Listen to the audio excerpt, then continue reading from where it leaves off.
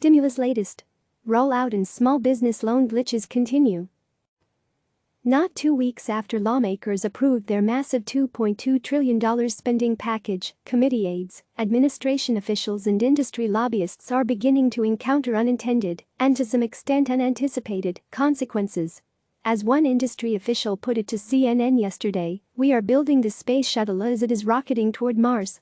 The glitches, breakdowns, frustrations and angst building right now on every piece of this third stimulus package were altogether predictable, and yet it doesn't make it any less painful for the individuals who are waiting for their personal stimulus checks to buy groceries this month, or for the small business owner who is waiting to be approved for a loan so they know they can keep paying their employees. These programs are unwieldy. They were largely agreed to over late-night negotiations as a global pandemic was gripping the nation, and the turbulence is real. The reality? Some of the most egregious issues can be, and likely will be, addressed in a Phase 4 stimulus package. The spotlight on the SBA nowhere is that clearer than in the Small Business Administration's new loan program.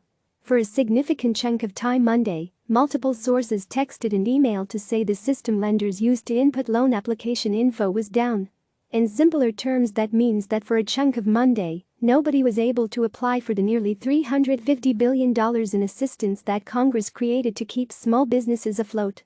Technical issues aren't the only frustrations playing out. Many lenders are still waiting for further guidance on what criteria needs to be met before they cut checks. Some groups like venture capital need more guidance on if they qualify, and everyone fears they'll be left out of the line. Time isn't something that business owners have a lot of right now, as they are staring down payroll deadlines and trying to make decisions about how much longer they can stay afloat. The pragmatic part of me knows that cannot happen overnight, an industry source told me Monday, adding that it was still gut-wrenching to talk to small business owners clamoring to find a bank that was willing to give them a loan.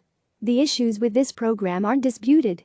Republicans, Democrats, the SBA and Treasury, everyone acknowledges there are kinks to work out. There is some hope that the announcement Monday by the Fed that they will open a new facility to purchase loans made by banks through the Paycheck Protection Program will help alleviate stress on already cash-strapped financial institutions. That's the silver lining here. Everyone is working toward the same goal. But it is still going to take time, and there's no disputing that people's livelihoods are on the line. Stimulus problems ahead. Pretending that the SBA is the only area of this stimulus package that is hitting a snag is to miss a far bigger story that is playing out right now. For example, the expectation from Capitol Hill this week is that they will get further guidance on how the administration plans to dole out nearly $500 billion to large businesses, those with more than 500 employees. The legislation gave Treasury pretty broad discretion on how they can use that money, and that was intentional, given there was no knowing who all was going to be affected by the virus, but the politics of who gets what is sure to play out in the next days and weeks. There are also questions about whether distressed companies could be kept from getting the funds, given the investment grade standards that typically apply. Some companies that looked healthier 6 weeks ago have been downgraded in recent weeks.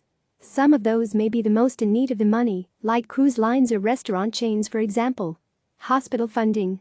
The stimulus bill also appropriated $100 billion to hospitals, but the need for health facilities is massive right now, and lawmakers don't know if it will be enough.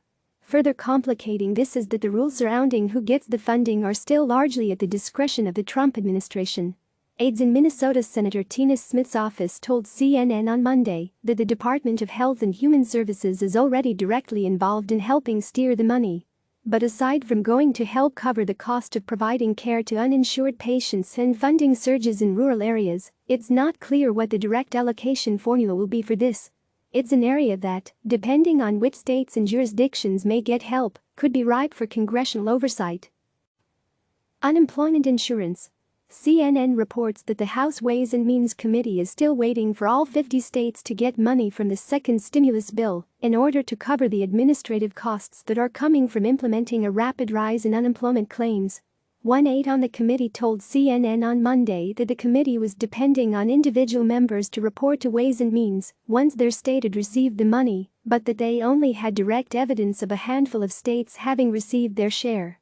That's before you even get to the additional money individuals are supposed to start getting through the third stimulus bill. Personal checks. The direct checks from the government, as CNN has reported, could be delayed for those who don't have direct deposit information filed with the government. The timeline House Ways and Means has circulated is that checks will start going out April 13, but if the government doesn't have direct deposit information and they have to mail a check, it could be 4 months or longer. Other frustrations include the fact that administrative guidance excluded college students and those over 17 from getting a check, but parents also can't get the $500 they'd receive for younger dependents. Fixes in Phase 4 in recent days, Democrats including House Speaker Nancy Pelosi have backed away from the idea of a Phase 4 stimulus that includes a massive infrastructure component.